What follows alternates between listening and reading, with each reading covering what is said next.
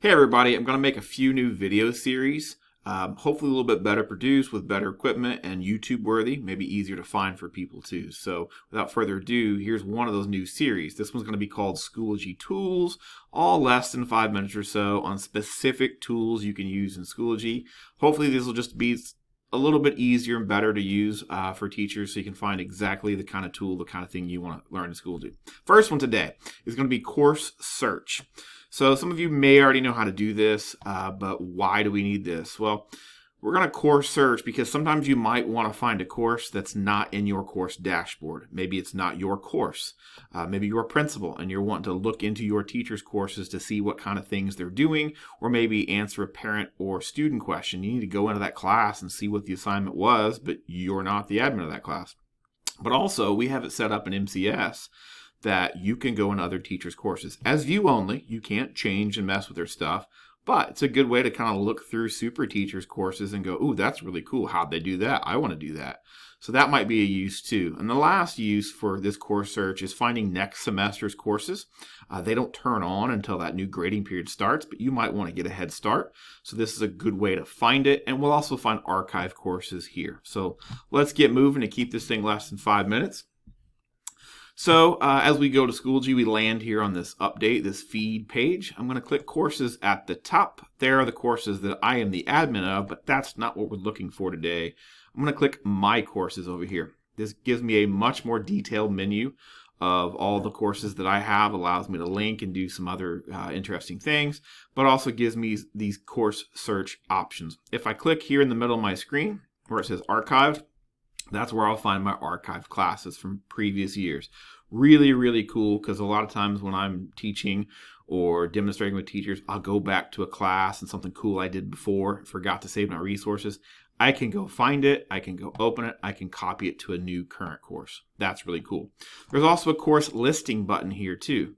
Now, this seems useful at first, and I'm going to hide archive courses, and I'm going to choose a building. I'm going to choose Northview Elementary.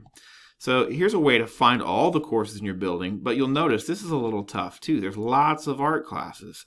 There's many pages of courses here. So if you're a principal trying to go see what's going on in a 5th grade reading class, this is not a very easy way to find it either. So let's welcome in the course search over here. We've got this nice search menu that we can search any course in Muncie Community Schools or your building, depending on what your permissions are.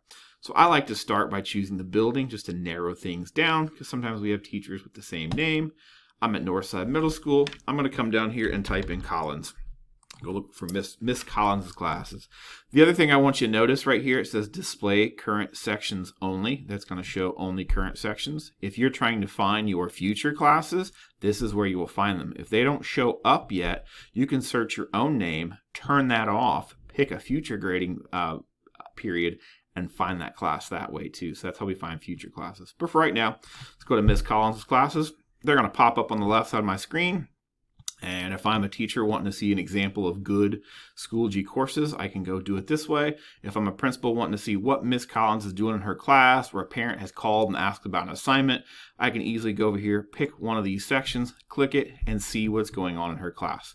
Now, other teachers only have view-only access. They can only click around, look around. They can't change anything. If you're an administrator, you can enroll in this class. It will then show in your course dashboard. But just know if you do that, you're going to have lots and lots and lots and lots of courses. I think it's just as easy to go search them and look this way. I can see her daily objective. If you're an administrator doing a walkthrough, I can see exactly what she's doing today.